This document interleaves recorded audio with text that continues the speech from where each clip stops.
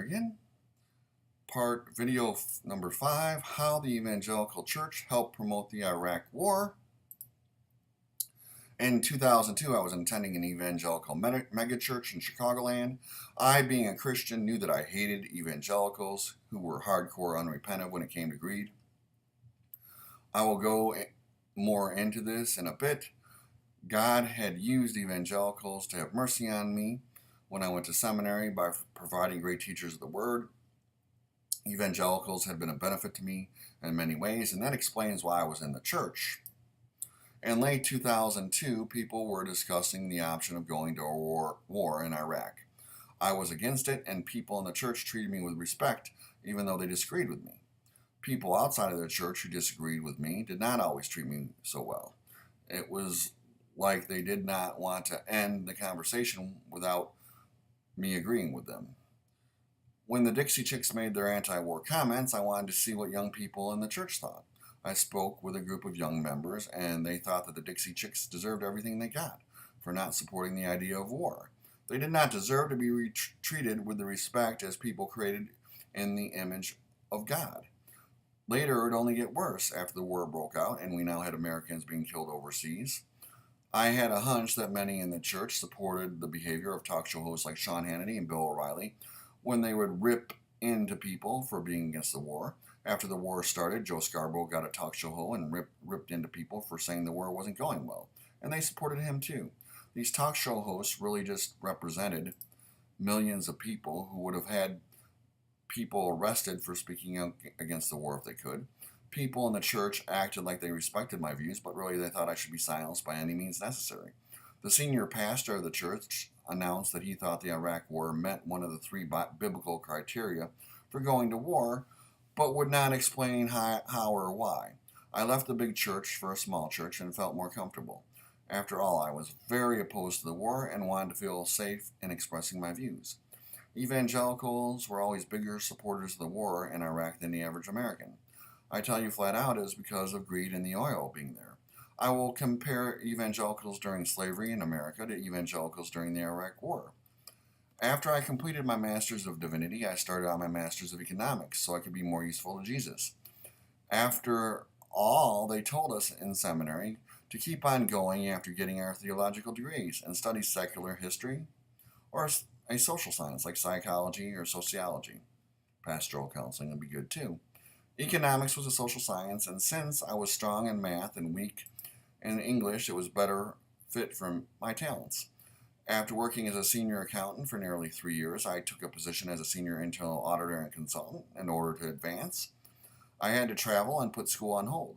One of my professors went to bat for me and found another professor who could use my seminary and economics training. He offered me an independent study course where I would select 4 great ministers from the colonial era that opposed slavery and write about their economic views. I was amazed at how passionate evangelicals of that day were in ending slavery. They dedicated much of their time to help stopping it, traveling back and forth to England and pleading with the leaders to end it. There was no doubt their efforts later would help develop a coalition to end slavery in the North, which would later help end slavery in the Union. Before slavery would end, evangelicals as a whole would switch sides on the slavery debate. This was due to the invention of the cotton gin. Big money had caused the churches in America to support slavery. The oil in Iraq is like the cotton gin. In this case, the cotton gin was already in Iraq before we invaded, so evangelicals were always for the war. One needs to understand when it comes to greed, evangelicals are more evil than the average American. There is no doubt in my mind that if any other country had done what the U.S. did in Iraq, that evangelicals would be demanding justice through punishment and payments. As for me, my company is outsourced internal audit to Ernst & Young, and I never had to enroll in the independent study course because my new position required little travel. Before continuing my economics degree, I took a doctoral level course in American church history that helped me understand the colonial period in America even better. Many evangelicals who support the war effort do not want an open debate. They want to rule by fear. There is also a lot of pressure put on evangelicals to support the war by neocons. The religious right seems addicted to sharing some power in the Republican Party and falls in line accordingly. There's no doubt that when Jerry Falwell took back his comments blaming 9/11 on American liberalism, he knew that if he didn't, he could forget about having Republican presidential nominees speak at Liberty University graduations.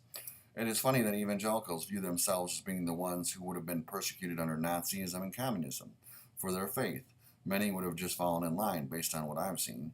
I am very upset with evangelicals, liberals, and blacks for enabling the Iraq War to occur and this country to get away with it. Okay, the next part's the value of evangelical church, the difference between evangelicals, mainliners, and Christians. I will recap this section and put the recap in the video, and not the entire section. You can read it if you want.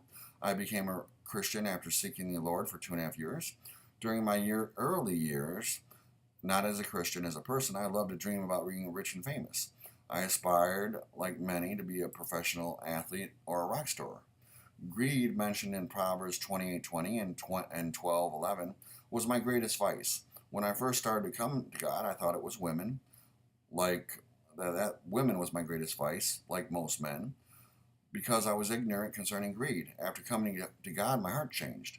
Even though my heart changed, I continued to have many greedy thoughts out of habit. Evangelicals did not have greed as a sin. Evangelicals did not have incivility, to deride or despise others directly, as a sin either. Many had as a sin for themselves, but not for others in the church. So they didn't. So when it came to being above reproach, you could be greedy or have a bad temper.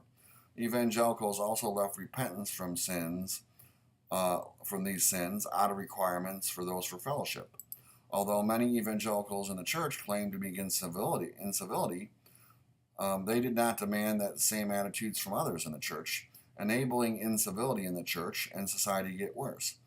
I point out how evangelicals think they are civil because they do not riot when they did not riot when Piss Christ was displayed in a government-funded art show.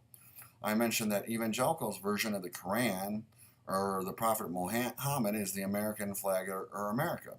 Neocons and evangelicals are not so civil when they are attacked, meaning America or the flag.